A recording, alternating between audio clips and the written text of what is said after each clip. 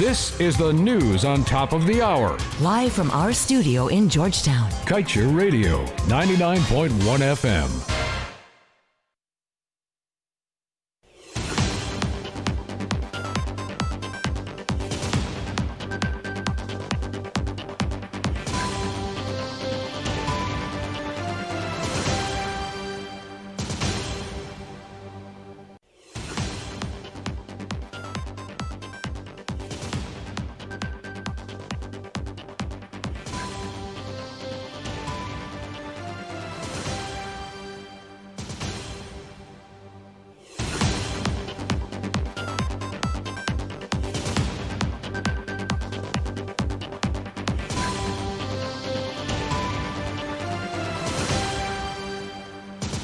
Hello, welcome to your news at noon on Kaieteur Radio for Monday, January 18th, 2021.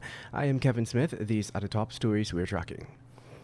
Call Exxon's bluff and demand renegotiation, says Vincent Adams as he adds they can't survive without Guyana.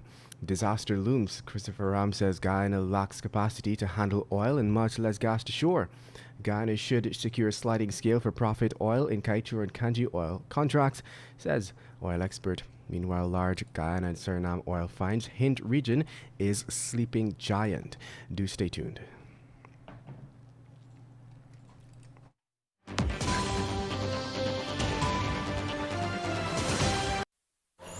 Digicel Prime Bundles just got better with 3 new apps. Watch more with Playgrow. Share more with Sportsmax. Read more news with Loop. Listen more with D-Music. Plus extra data. It's simply more bundled together. 51 gigabytes for 7 days for only $2,000. Live the experience with Digicel. Activate today on the My Digicel app.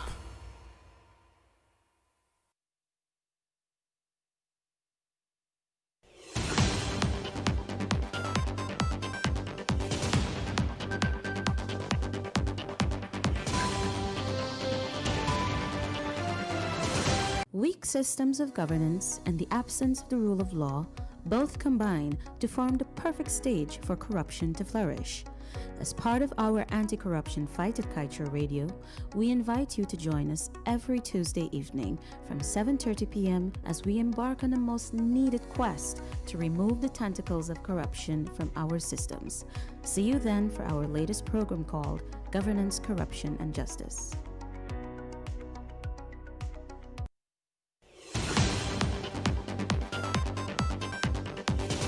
And now for the news in detail. Cognizant of the harsh reality that Guyana lacks the capacity to regulate the oil sector, Attorney at Law and Transparency Advocate Christopher Ram is of the opinion that it will be an even tougher task for the government to handle the multi-billion-dollar gas-to-shore project.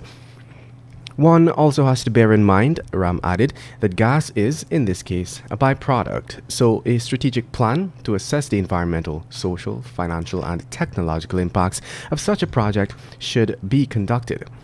Until those assessments have been completed, he believes that Guyana would not be in a position to make well-informed decisions.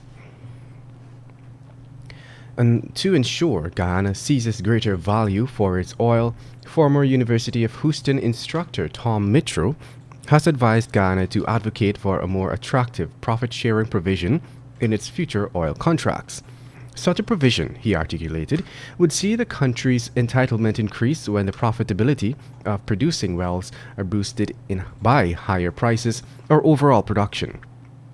ExxonMobil was given a fresh lease on the Stabroek Block production sharing agreement by former Minister of Natural Resources Rafael Trotman in 2016. The contract allows contractor to recover investments up to a ceiling of 75% of the production, after which the remainder of the production is shared 50-50 between the government and the contractor.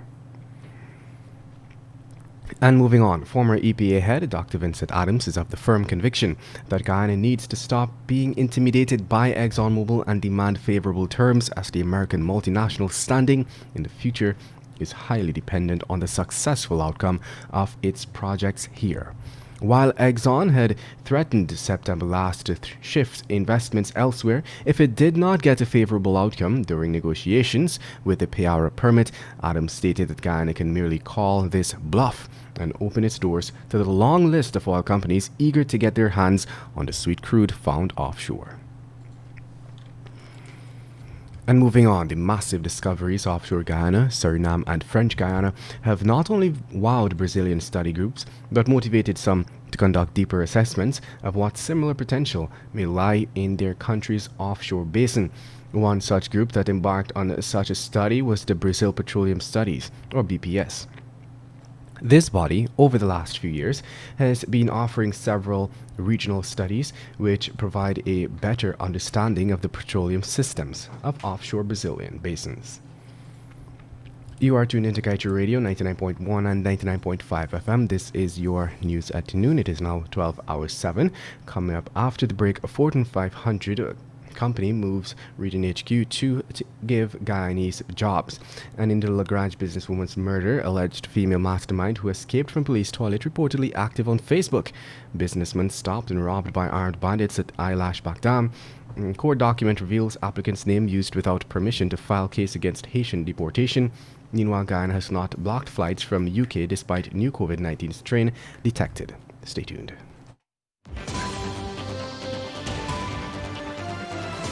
A lot has happened since oil was discovered in 2015.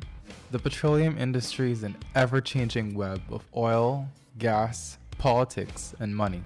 It gets complicated sometimes, but we can bring you all the latest developments and include you in the discussions here on Kaieteur Radio. So tune in to 99.1 or 99.5 FM every Tuesday night at 20 hours for Petroleum 101. With me, your host, Kamal King. Kaieteur Radio, the radio with a difference.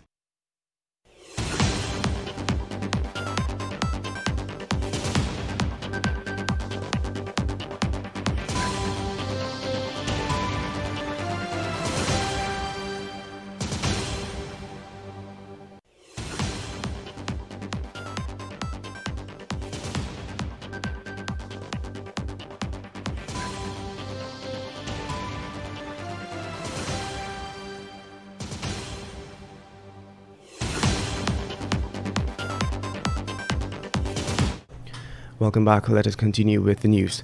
Guyana is yet to restrict flights from the UK, even though a new strain of the COVID-19 virus has been detected there.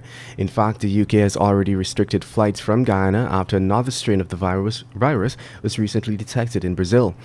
Research indicates that the UK's new strain was detected since last November year.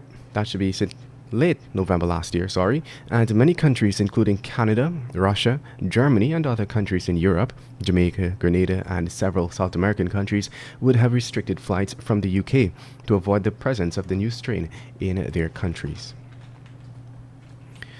And now let's tell you, a notice of application filed in the High Court has outlined some damning allegations against Attorney-at-Law Darren Wade. Last December, Wade had filed the proceedings for Alandres Archer on behalf of 26 Haitians who were arrested and placed in protective custody at the Hugo Chavez Center for Rehabilitation and Reintegration pending deportation. The lawyer had successfully petitioned the High Court and blocked the deportation for the group, which has since been released from custody and vanished without a trace. Their case is scheduled to come up at the High Court later this month. However, in a new proceeding, Archer, the man allegedly behind the case, which was filed to block their deportation, is contending that he never authorized Wade to use his name to file any court action against the government in the first place. Meanwhile, we have received information that Janky Tapsi, the alleged female mastermind in the murder of Lagrange businesswoman, 85-year-old Bibi Ramjit, was reportedly seen active on Facebook recently. Ramjit was found dead on October 25, 2020 in the upper flat of her two-story home and business place located at Lagrange on the west bank of Demerara. Tapsi, the alleged female mastermind, had been captured together with Singh in Suriname on November 18th, but hours after she escaped from a toilet at the Springlands police station in Berbice and is yet to be recaptured. And moving on, a 28-year-old businessman was on Saturday stopped and robbed by two armed bandits at Eyelash Bagdam in Northwest District. The victim has been identified as Hanson Ford of Zilat Village, East Bank, Essequibo. Ford was robbed of items valuing $219,000. According to police officers, the bandits escaped with Ford's haversack containing a phone charger, a battery pack, a flash drive, and his .32 Taurus pistol containing 7 live matching rounds of ammunition.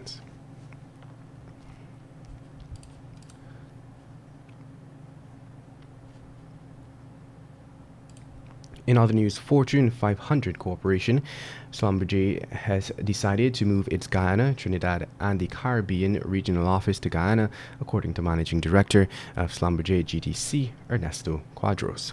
Schlumberger is a large oil field services company. Fortune 500, a yearly listing of largest corporations of the United States by Fortune magazine, most recently ranked Schlumberger as number 382. The company characterizes itself as the global leader in the provision of technology and services to energy industry across the world, participating in this value chain in about 120 countries. Schlumberger has been a partner of ExxonMobil Guyana for years. ExxonMobil Guyana has said that Schlumberger is its prime contractor for oil field services for both exploration and development activities in Guyana. And finally, let's tell you, Region 6, East Berbice quarantine has accounted for 19 of the 57 new COVID-19 infections recorded yesterday. Regions 1 and 8 alone recorded no new cases. The total number of confirmed cases has increased to 6,908. 3 persons are in the COVID-19 ICU, 45 in institutional isolation, 525 in home isolation, and 34 in institutional quarantine. The COVID-19 death toll remains at 170 deaths, while 39 new recoveries were recorded. This brings the total number of recoveries to 6,165. And that brings us to the end of today's News at Noon. I am Kevin Smith. Thank you for listening. Coming up next is a short but informative message from the publisher of the Kaieteur News himself, Mr. Glenn Law.